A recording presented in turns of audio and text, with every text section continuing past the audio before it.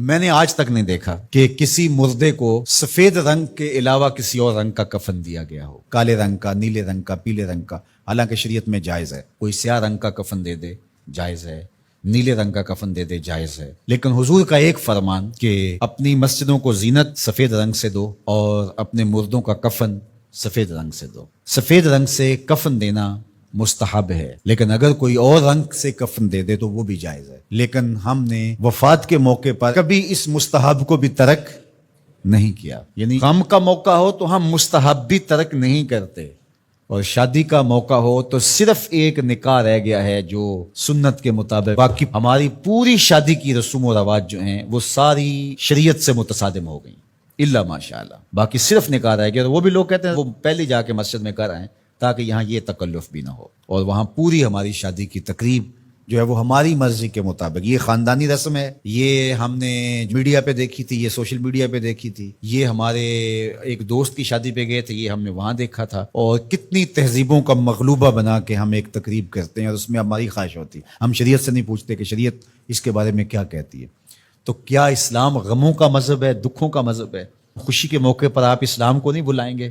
آپ مجھے غم کے موقع پہ آواز دیں، فوتگی کے موقع پہ آواز دیں، میں چلا آؤں، اور جب شادی ہو تو آپ مجھے کارڈ ہی نہ بھیجیں، تو میں کہوں گا کہ میرا آپ سے صرف یہی تعلق ہے۔ غم کا موقع ہو تو آپ شریعت کے مستحب کا بھی خیال رکھیں، اور شادی کا موقع ہو تو آپ شریعت کی پرواہ نہ کریں۔ تو یہ تو پھر آپ کی مرضی کا دین ہوا نا، جہاں چاہا اس کو پسند کر لیا، جہاں چاہا دین کو چھٹی دے دی۔ کاروبار میں، اپنے طرز زندگی میں، اپنی سیاست میں، اپنی پارلیمنٹ میں، اپنی کچہریوں میں، اپنی عدالت میں، اپنے میڈیا ہاؤسز میں کہیں دین نہیں ہے۔ دین کہاں رہ گیا؟ اللہ اکبر۔ اقبال نے جو شکوہ میں کہا کہ اگر مسجد میں صف آ رہا ہوتا ہے تو غریب، دین غریبوں کے پاس رہ گیا۔ دولت بڑھتی جاتی ہے تو دین بھی مرضی کا ہوتا جاتا ہے۔ مولوی صاحب کو پابند کرنے چاہتے ہیں لوگ کہ آپ اس طرح کا دین دے جس طرح ہم چاہتے ہیں، تو یہ تو اپنی خواہش اور آرزو اور تمنا کا نتیجہ ہوا۔ تو اللہ فرماتا ہے پھر یہ کیا ہوگا اگر تم ایسا کرو گے تو آخرت رہی، وہاں تو اشد عذاب تمہیں ہوگا ہی، دنیا میں بھی تمہارے لیے خزی و رسوائی ہے۔ اور آج ہمارا مسئلہ کیا ہے؟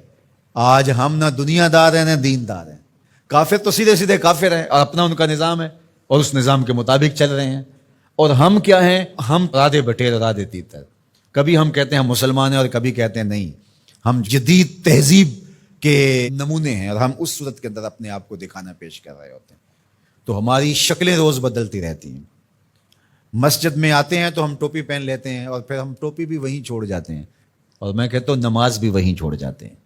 جب دکان پہ بیٹھے ہوتے ہیں تو اس وقت ہم نمازی نہیں ہوتے، بلکہ ہم حج اور احرام بھی وہیں چھوڑ آتے ہیں، اور ہم یہاں اور طرح کے مسلمان ہوتے ہیں، حج پہ اور طرح کے مسلمان ہوتے ہیں، اعتکاف میں اور طرح کے مسلمان ہوتے ہیں، اور ہم باہر اور طرح کے مسلمان۔ حالانکہ یہ ساری تربیت ہے ہماری عملی زندگی میں اس کا اثر پیدا ہو۔